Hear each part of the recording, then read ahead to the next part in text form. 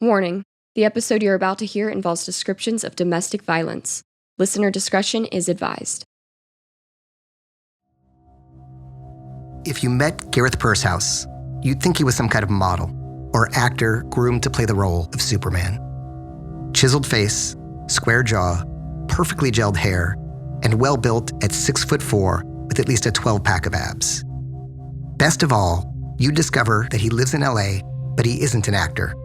He's a software engineer.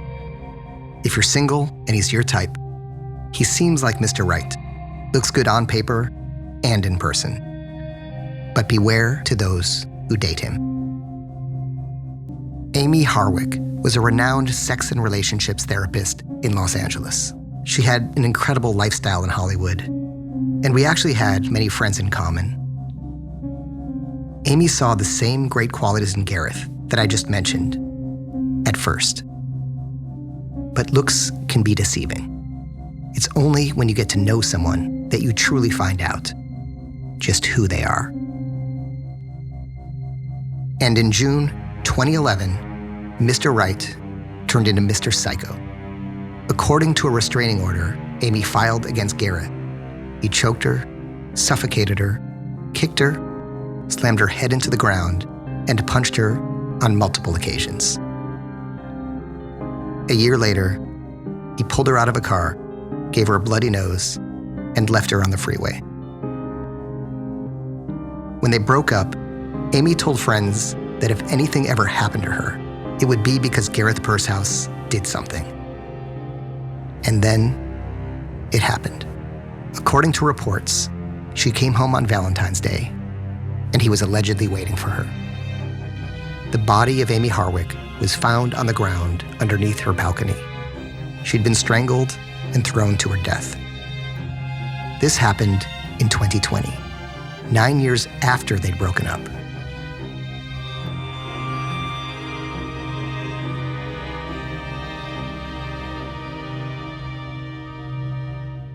I should say that Gareth allegedly murdered her, since he pled not guilty and is currently awaiting trial. But it would be a sacrilege to her name and her memory to say anything other than what I believe is the truth.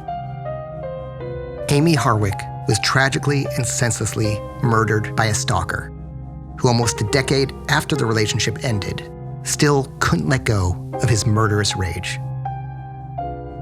Detectives say Harwick had taken out a restraining order against ex-boyfriend Gareth Pursehouse, but that order had expired and that she'd recently spoken about fearing him and said she'd seen him a couple weeks ago. A stalker is not an inconvenience.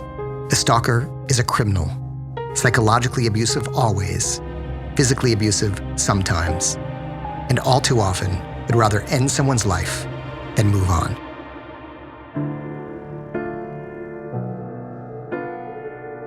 So when I found out that Elaine Park had an ex who'd been stalking her, someone who she blocked on her phone, and that this ex had a trial coming up for possession of an unlicensed firearm, I knew I had to look into it, and fast, because he was planning to run to Mexico.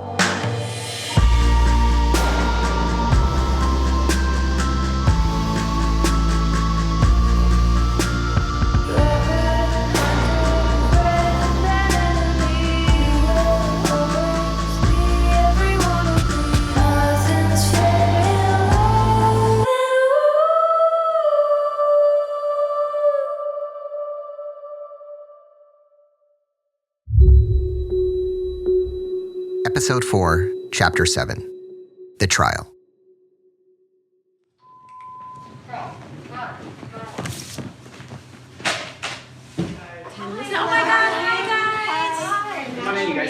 That's the sound of Susan Park returning to the home of Mike Einziger and Anne-Marie Simpson for a second meeting with the Malibu team, which also consists of myself and Ingrid.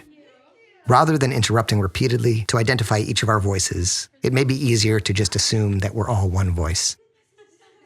Susan has returned because she's at a dead end in the investigation. We've been able to raise some reward money for her as she requested, but everything else seems to be falling apart for her. First, and most tragically, her hope in the police. I honestly don't think they're doing anything right now, but If there's no leads, then it's time for us to say, hey, we have no leads, so here's the reward. Anyone has information, please come forward, because we have no leads. We have nowhere to go. I don't know. I'm just so upset. What do I do? We need to get our heads together. We'll get to the bottom of this. She's also not happy with the private investigator, Jaden Brandt. You guys know more information than Jaden. There's a lot of things you guys digged up. I'm worried and concerned because of Jaden's lack of involvement. And, he's departing more and more. It seems like he's losing interest. He's, going into different cases. What are you guys' thought about just letting Jaden go? Let's reach out to him. Let's see what's going on. He won't return my laptop and the iPhone. So I'm just so upset. Why is Jaden doing this? We reassured Elaine's mother that we'd speak to Jaden for her and try to get copies of Elaine's phone and laptop so we could all examine them. I followed up with Jaden, and last Thursday he supposedly spoke to the detective of the Manhattan Beach South. So he said he claims that he has all the information.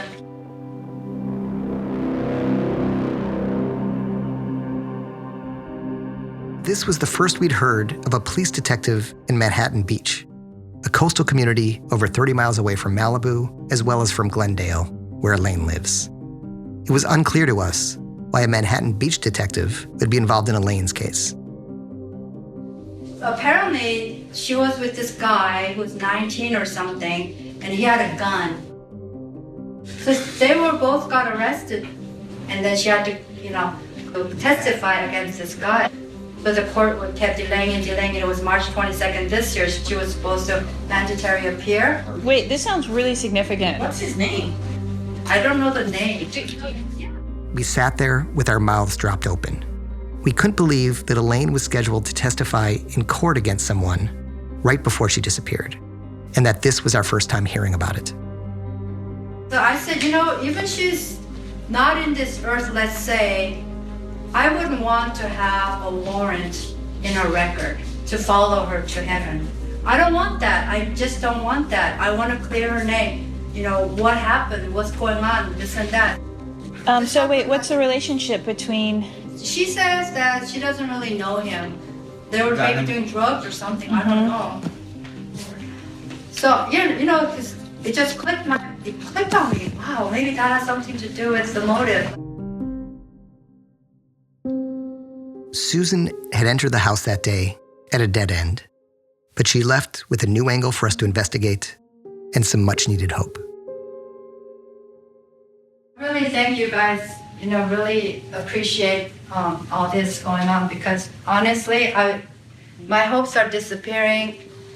I'm losing faith because Glendale just shuts everything I discuss. By Glendale, Susan means the Glendale Police Department. They don't even want to entertain whatever I tell them. They just don't want to, he just don't want to listen. And it's just weakening me. I'm losing my strength. And by you guys doing this again, it's really, I'm happy and gives me hope again.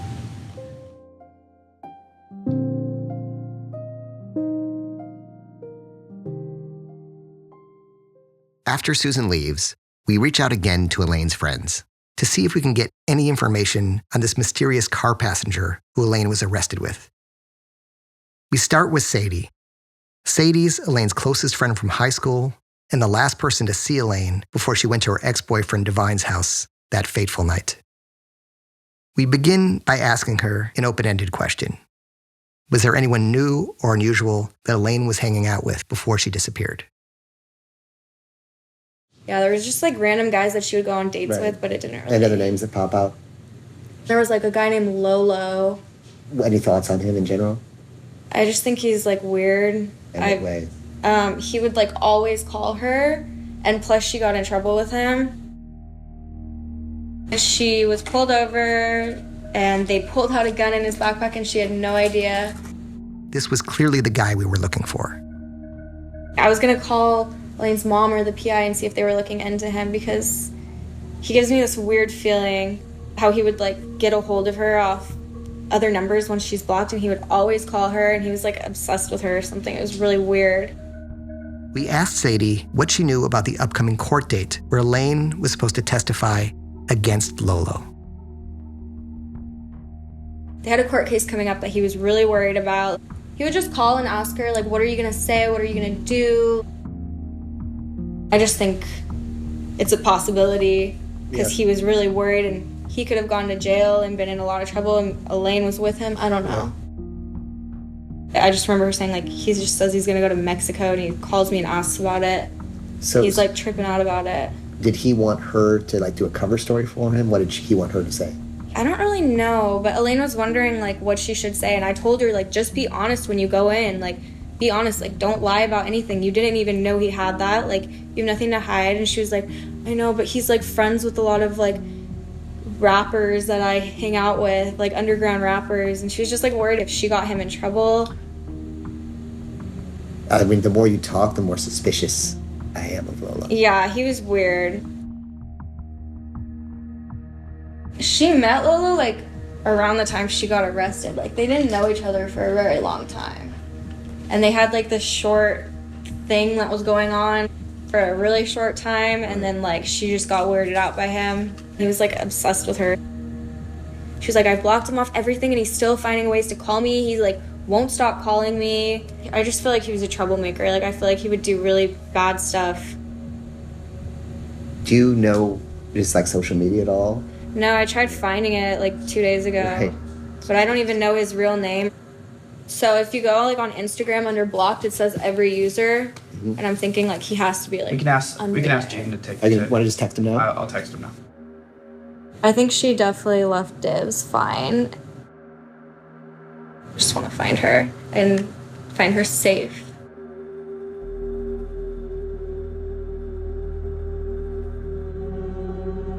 After speaking with Sadie, this definitely seemed like a possible motive worth looking into. There have been cases of someone threatening witnesses, or worse, in order to silence them before a court date. But based on our recent experiences, I didn't want to jump to any conclusions just yet. I needed to find this ex who Elaine was blocking, and fast, just in case he really was planning to run to Mexico.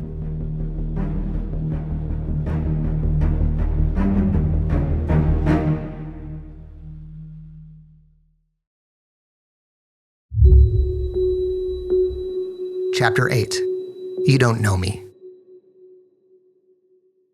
She ran out of iCloud storage space, and that's why it did not continue to do the backup.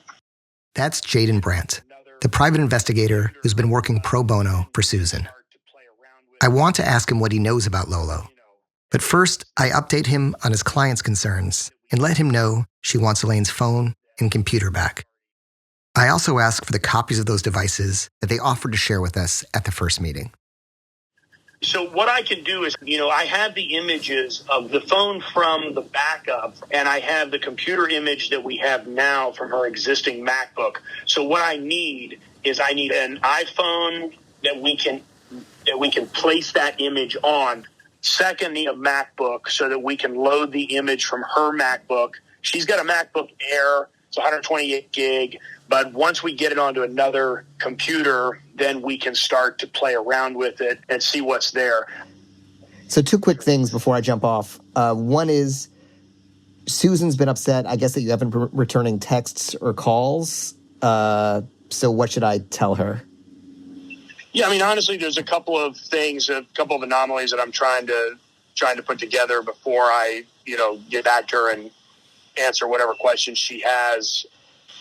Got it, will do. And also, can you send me any texts and communication you have between Elaine and Lolo? Yeah, sure. I'll take a look at what I have and get it over to you for sure. While we waited for Jaden to send us the text exchanges between Elaine and Lolo, Ingrid started researching him. By reviewing the accounts that Elaine had blocked, Ingrid managed to find Lolo's social media profile, photographs of him, and his actual name. This is some crazy stuff. What? This is crazy. So I went into the Sheriff's County website. They have a whole inmate information, so you could just punch in the inmate's name, last name, the first name, and it will give you the information of release dates, any arrest, or any of that. And check this out. It looks like he was arrested in Huntington Beach and was released in Venice Beach a couple of days before Elaine went missing. That's crazy. But the fact that he got out 2 days before Elaine went missing. We definitely have to talk to him.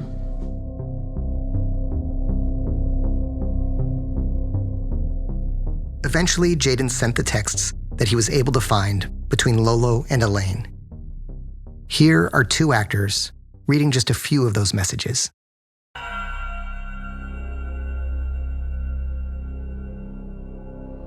So should I give you space or something if I scare you?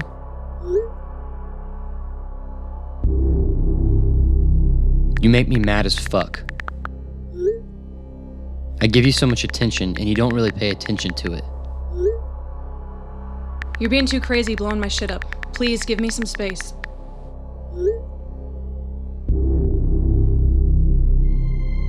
I'm literally going to go to your house and fight you. Hello? Don't wake me up, then ignore me. You better fucking reply, motherfucker. You make me angry at times.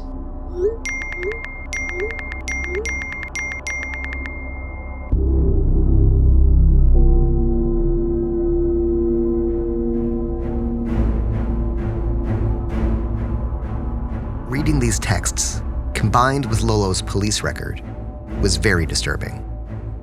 There were other messages telling Elaine that people are going to die in an attack at a concert she was going to.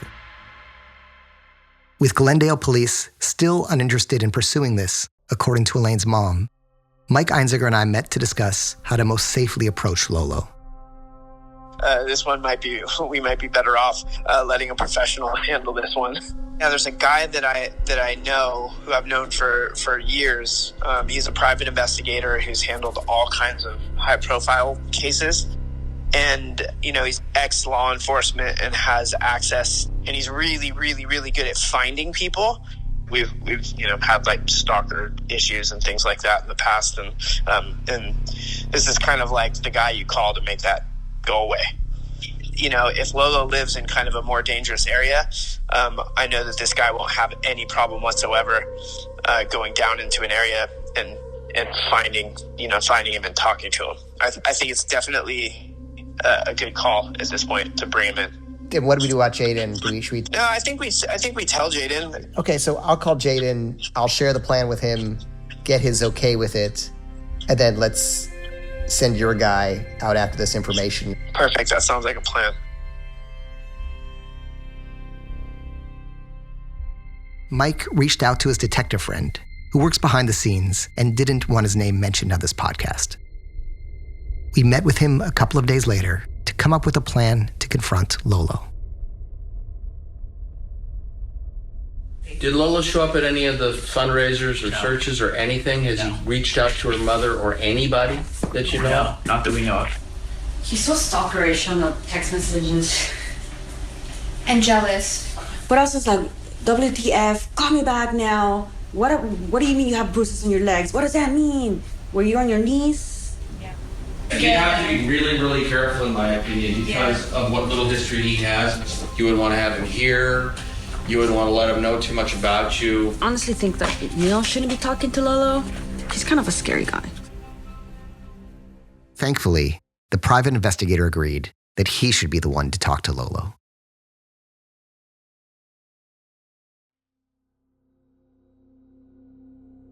The following night, after obtaining the address where Lolo lives with his mother in Englewood, the private investigator Mike hired waited outside the home in his car.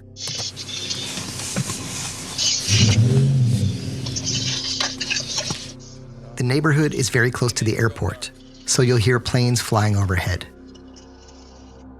It's also not the safest area in LA, so the private investigator brought backup. Soon, the sun set. Is that him?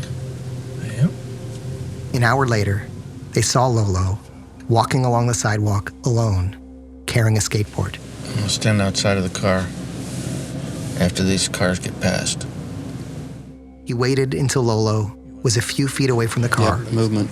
Then opened the door, stepped out, and confronted him. The guy in the white. Yeah. Skateboarder. Yeah.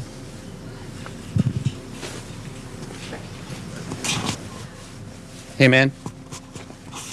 We don't know each other, but we're good. How are you? Came to talk to you about Elaine. Got a minute? How do I know you? You don't. How'd you get my name? How you get my number? Elaine, from her records. This is a very bad neighborhood. Well, it can't be too bad. The three of us are here. So what's going on? Well, I'm coming to find out what you know about it, if anything. I haven't spoke to her in like a ridiculous amount of time. When was the last time you saw her? The last time I saw her was when probably like I got arrested with her, like being in jail, and that's when I decided I'm not gonna be like around her anymore. After that, I seen her, like we hung out once or twice, and then like she told me like just basically to stop talking to her, and I was like, that's fine. Like, what is that? She's missing. As soon as the information registered on Lolo, he instantly dropped a skateboard. Are you serious? Yeah, I'm serious. Took a step back and covered his face, which swelled red with tears. When you were with her, she ever talked to you about being unhappy, or this is this is not a joke to me at all. Like, I don't know you two. Like. Dude, I'm not a joke to you. I would literally probably I would hit you guys. Like, are you serious? If you're joking with me, dude. Are you serious, sir? Are you serious? Yeah, I'm serious. And I'm sorry if this is the first you're hearing of it, because I would have thought that you had heard about it from somebody else. I think about her almost every day. Like, I'm assuming she went to school, she had a good job, but I assume that everything was gonna be fine. She told me last time I was talking to her, she told me she's gonna stop hanging out with people, she's not gonna be on the internet, all these things. I assumed she was told me this to me if I could stop talking to her, whatever. I was like, okay, it's fine. Is there any way I can help, any way, at all, please? Let me have a card or something, please. Yeah, let me tell you what the deal is. She's been missing since January.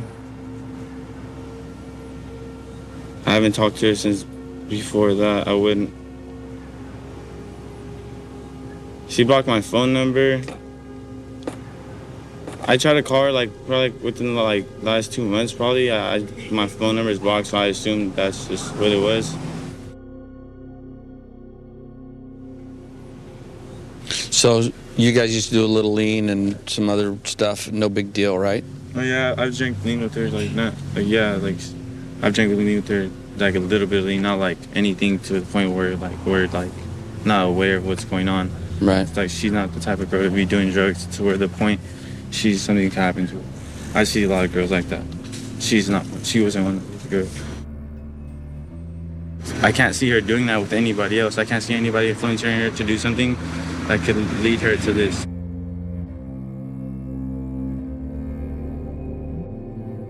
Do you still have a case pending? Or 2 or 3?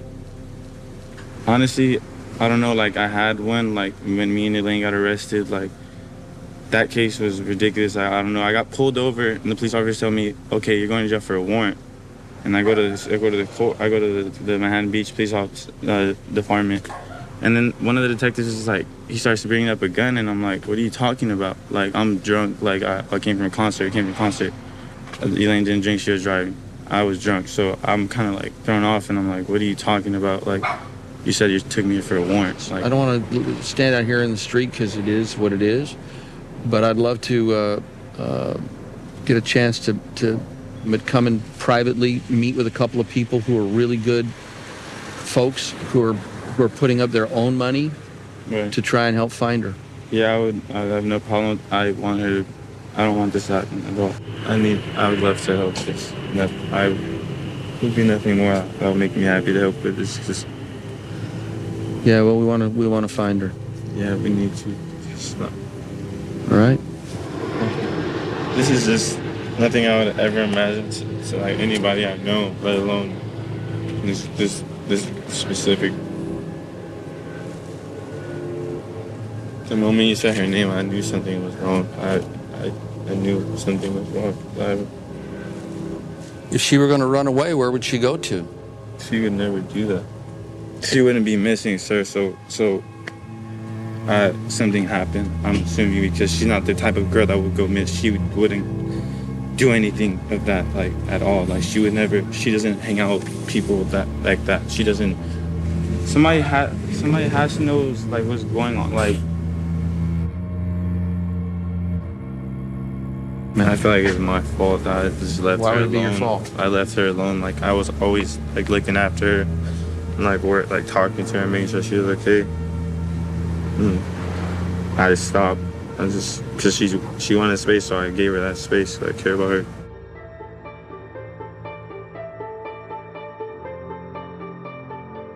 On Lolo's Twitter that very same night, he seemed to have an emotional breakdown. He posted about Elaine being missing. He posted about how much pain he was in. And there's a video of him acting out and basically picking a fight with a fast food restaurant employee. It seemed clear from watching the entire interaction that when the private investigator rolled up on Lolo, Lolo thought he was being confronted for stalking Elaine. He seemed to have no idea that she'd gone missing. His reaction seemed genuine, as well as his offer to help.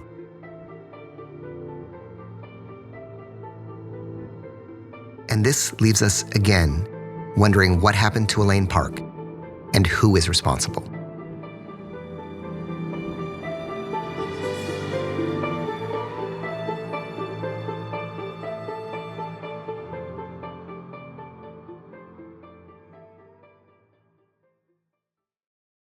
Coming up on To Live and Die in LA.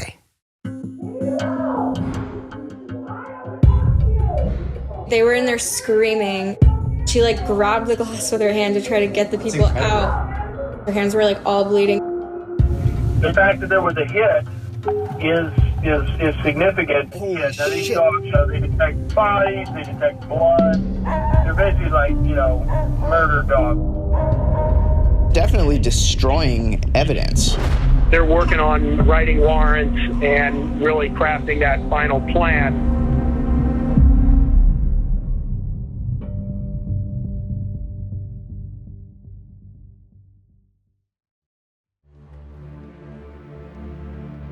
Thank you for listening to this episode.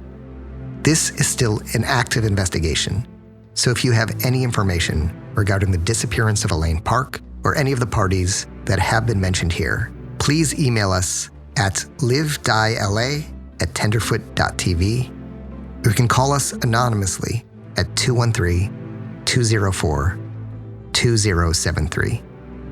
Please reach out if you have any information, specifically photographs or videos of the area where Elaine's car was found between January 28th, 2017 and February 2nd, 2017.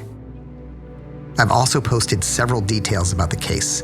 You can find these on our social media accounts at LiveDieLAPod. If you are a victim of stalking or sexual assault, call the National Sexual Assault Hotline at 1-800-656-4673. To Live and Die in LA is a production of Tenderfoot TV and Neil Strauss in association with Cadence 13. Executive producers are Neil Strauss, Donald Albright, and Payne Lindsay. Produced and edited by Tristan Bankston. Consulting producer, Alex Vespestead. Mixed and mastered by Cooper Skinner and Devin Johnson. Original music and score by Makeup and Vanity Set, with additional musical services by Tristan Bankston. The theme song is Love and War by Flurry. Cover design by Trevor Eiler. Elaine and Lolo's texts read by Elizabeth Blackwell and Tristan Bankston. And special thanks to Chris Corcoran and the team at Cadence 13 Oren Siegel, Oren Rosenbaum, and Grace Royer at UTA, the Nord Group, Station 16, and Beck Media and Marketing. Please subscribe, rate, and review on Apple Podcasts. Our hope is to expose these stories so that we may learn from them and hold those responsible accountable for their actions. Thank you for your support.